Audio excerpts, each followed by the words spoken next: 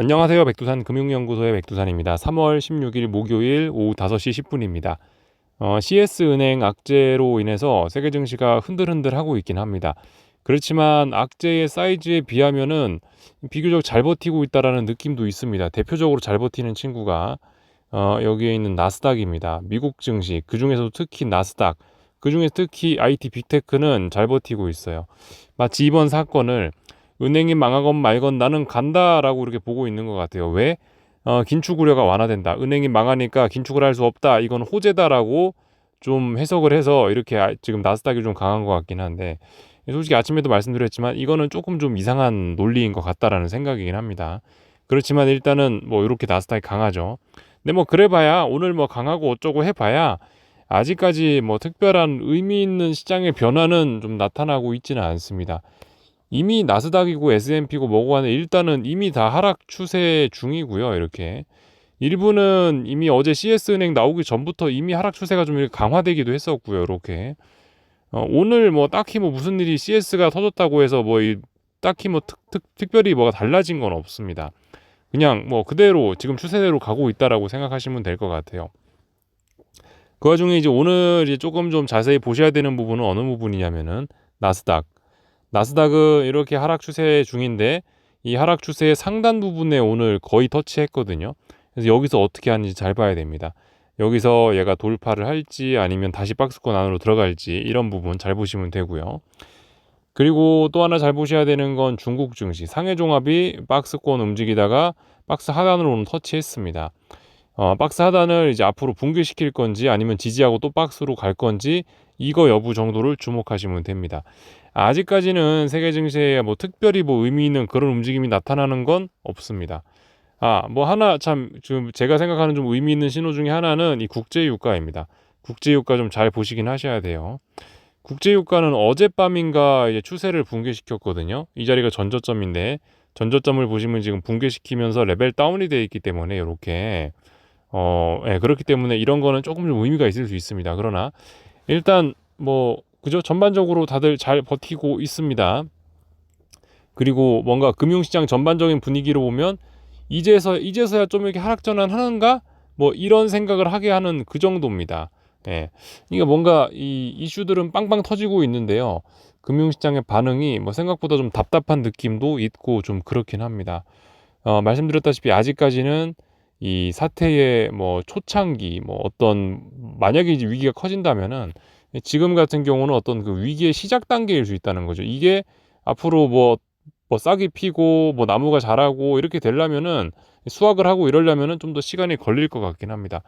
물론 지금 여기서 반드시 금융위기로 간다 이것도 아닙니다. 금융위기로 갈지 여기서 뭐 적당히 또 잘 버텨서 아무 일도 없이 그냥 위야무야 넘어갈지 우리는 알 수가 없는 거죠. 그래서 아무튼 지금으로서는 할 말 없고 금융시장에 딱히 뭐 의미 있는 그런 추세적인 변화 이런 거 있는 것도 잘 눈에 띄지는 않고요. 뭐 독일 증시 하락 전환, 뭐 국제유가 하락 전환 이런 거 정도나 좀 기억하시면 될 것 같고요. 하여튼 아직까지는 뭐 그렇게 뭐 금융시장에 확 분위기 바뀌었다 이런 건 없습니다. 바뀔랑 말랑하는 그런 상황인 것 같아요. 코가 좀 간질간질하는 그런 상황. 참 금리도 잘 봐야 되겠죠. 국채금리 같은 경우도 중요한 지지선 하단 테스트하고 있으니까 금리가 하락 추세로 전환되는지 10년물 국채금리 이런 것들 좀 봐주시면 되겠습니다. 하여튼 오늘 뭐 CS은행 관련 악재 이런 걸로 인해서 아시아 증시 하락 마감했으나 그러나 그 유럽 증시가 3, 4%씩 막 폭락하고 이런 걸 생각해 보면 오늘 아시아 증시는 이렇게 잘 버텼다라고 생각합니다. 이렇게 아시아 증시가 잘 버텼던 거는 어디까지나 뭐 이런 측면들 예, 그 어디까지나 아직까지는 뭐예요? 아직까지는 유로존 대형은행의 문제이고 아직까지는 미국 소형은행의 문제란 말입니다. 뭐 유럽 대형은행이 아직 망한 거 아니란 말이죠. 그리고 우리는 아시아다. 아시아와 유럽 저 멀리 떨어져 있다 이거죠. 그러니까 아직까지 이런 이슈에 아시아는 별로 신경을 안 쓰는 것 같기도 합니다. 뭐 이렇게 뭐 지금 한국 증시가 강하고 오늘 이렇게 아시아 증시가 강했던 거 이렇게도 설명드릴 수 있을 것 같고 이슈도 있긴 있었죠. 그 크레딧 스위스가 스위스 중앙은행으로부터 유동성 지원을 받는다라는 소식도 이 증시가 이렇게 양봉으로 마감하는데 한몫을 하긴 했습니다. 그런 것도 생각해 보실 필요가 있겠고요. 또 뭐 요즘에 오늘 한국 증시가 중국 증시가 비교적 강했던 거는 일본 증시가 강했던 거는 이 최근에 어떻습니까? 최근에 아시아 증시 좀 많이 빠진 게 있죠. 먼저 빠졌기 때문에 악재 나오기 전에 좀 먼저 빠졌기 때문에 뭐 이렇게 강할 수도 있다. 뭐 이 정도 생각들 다양하게 해볼 수가 있을 것 같습니다. 하여튼간 어제 유럽 증시의 반응에 비하면은 코스피 뭐 이런 건 잘 버텼다라고 생각이 됩니다. 하여튼 재밌어요. 뭐 미국 증시가 뭐 폭락하더라도 뭐 한국 증시가 잘 버티는 날도 있는 반면 뭐 미국 증시가 잘 버텨도 한국 증시 급락하는 날도 있고 하여튼 요즘 지네 멋대로입니다. 변동성이 커서 지네 멋대로인데 이런 상황 뭐 중요한 건 뭐다? 추세입니다. 추세대로 잘 가고 있는지만 체크하면서 우린 시간 보내자고요. 그래서 일단 오늘 한국 증시 이야기하자면은 뭐 특별히 할 이야기는 없는데요. 일단 하락 추세 코스피 계속 지속이 되고 있는 거고 지난번에 말씀드렸던 점 이렇게 저점과 저점을 연결한 선이 있는데 이날 낮아졌기 때문에 다음번에 반등할 때 분명히 약할 거다. 반등할 때 고점과 고점이 이렇게 낮아질 수 있다는 거 생각해 봐야 되겠죠. 그거 말씀드렸고요. 뭐 오늘 뭐 이렇게 마감했다라고 해서 뭐 아직까지 뭐 특별한 시세의 변화 이런 걸 이야기하기는 좀 뭐합니다. 다만 3거래일 동안 어딘가를 일단 버티고 있다.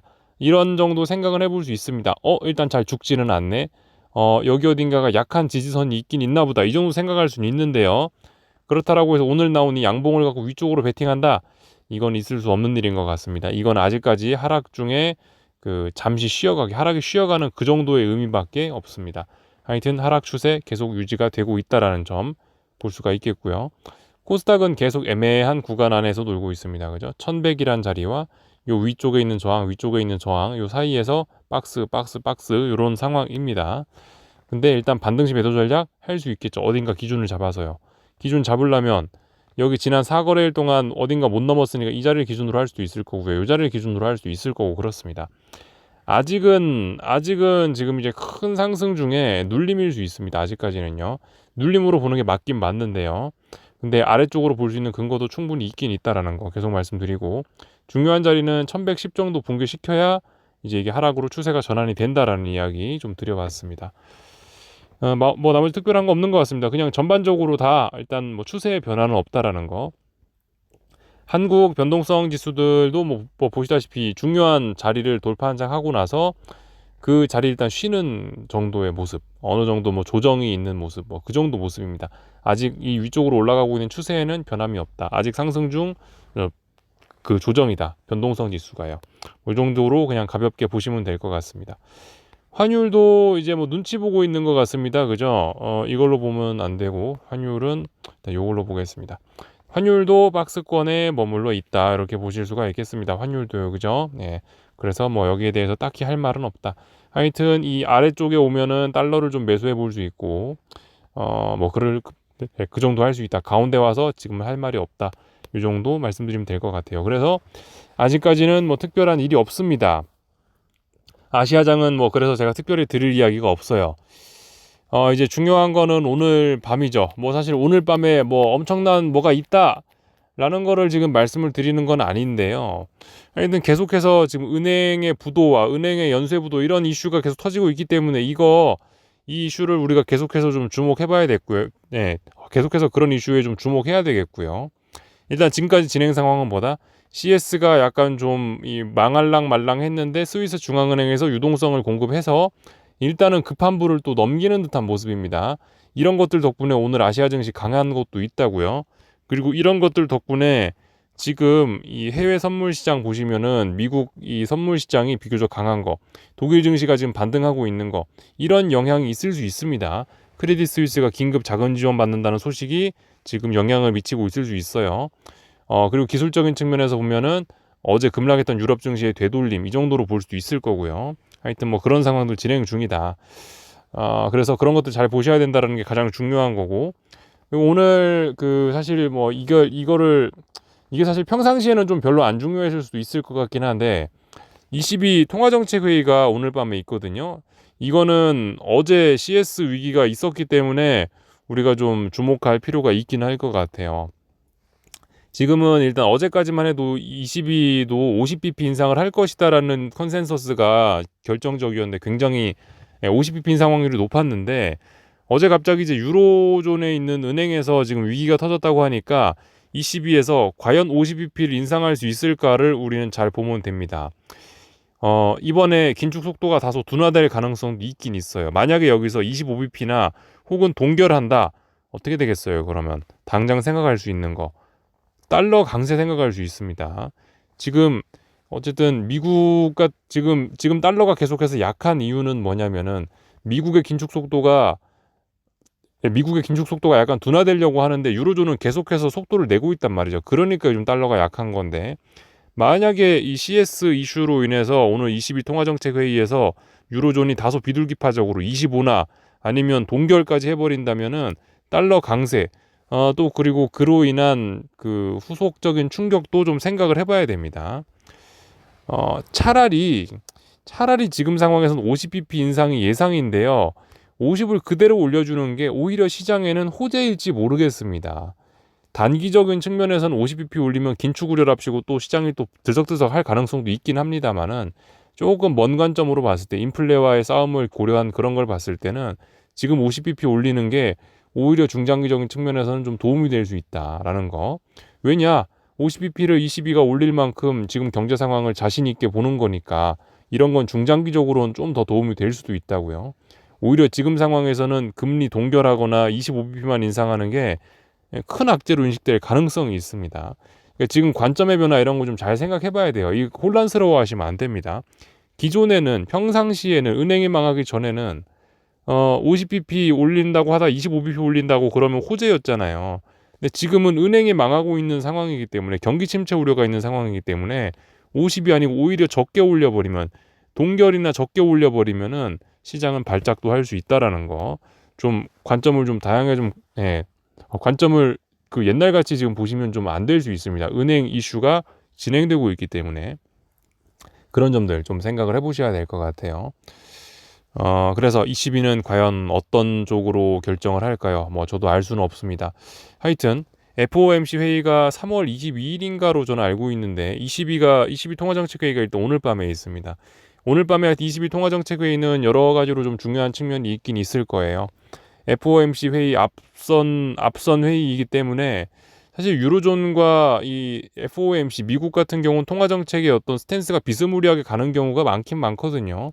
이 사람들 서로 친하단 말입니다. 연준 사람들하고 22 사람들. 그러니까 서로 통화 정책이 좀 비슷하게 공유가 될 수가 있는데 하여튼 오늘의 22 통화 정책 회의 결과 이건 22일에 FOMC에도 일부 영향을 미칠 수 있다라는 거 우리 생각을 해보고 일종의 FOMC의 예고편이다 이런 느낌을 갖고 살짝 좀 볼 수도 있을 것 같아요. 그러니까 좀 중요하긴 중요하겠죠. 평상시에는 좀 덜 중요했는데 하필 어제 유로존 CS은행이 흔들리기 때문에 지금 22 통화정책회의가 다소 주목을 받을 수가 있겠습니다.